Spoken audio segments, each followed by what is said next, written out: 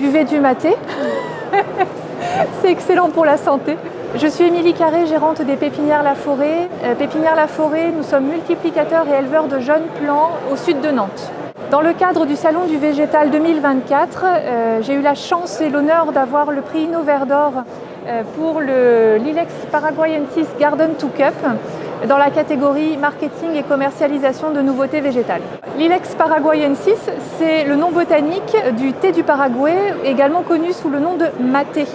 On en fait une boisson communément consommée en Amérique du Sud et que l'on peut trouver en version séchée, torréfiée et différemment transformée dans la distribution spécialisée. Grand consommateur de maté, François, notre responsable commercial, s'est mis en tête de nous trouver la plante et de voir si elle pouvait pousser chez nous en Loire-Atlantique. Donc il a cherché ces plantes, on les a installées au jardin et grande joie de constater que c'était plutôt facile à cultiver chez nous. On avait donc maintenant une plante. Il fallait trouver comment la commercialiser. C'est une plante qui est relativement peu connue. C'est vrai que son nom botanique, Ilex Paraguayensis, n'est pas facile à porter. Donc nous avons organisé une magnifique séance de brainstorming qui n'a jamais eu lieu. Elle n'a jamais eu lieu parce que Thierry, le fondateur de la pépinière qui est aujourd'hui à la retraite, s'est levé un matin avec l'expression Garden to Cup au bord des lèvres. Donc on a dit OK. On ne pouvait pas rêver mieux, le nom est parfait, du jardin jusqu'à la tasse. L'Ilex Garden to Cup est un arbuste persistant. On peut le cultiver en pleine terre ou en pot, donc dans les jardins ou sur un balcon ou terrasse. Un sol bien drainé, il n'aime pas les excès d'eau. Il résiste assez bien à la sécheresse. On l'a vu au jardin en 2022, ils se sont très bien comportés.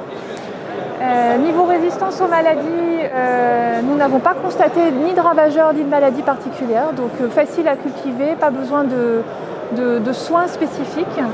Et en termes de rusticité, on l'a tenu à -8 sans problème.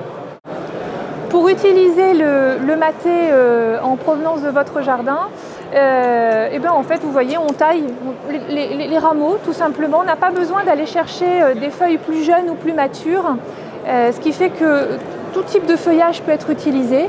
On le fait sécher et après infusion dans de l'eau bien chaude, très chaude, une infusion assez longue et on obtient une boisson dont la saveur se rapproche du thé vert nature avec la particularité qu'il n'y a pas d'amertume, contrairement à un thé Camellia sinensis où si on le laisse infuser trop longtemps, on a une amertume de fin de bouche qui n'est pas très agréable. Avec le maté, on n'a pas ce sujet.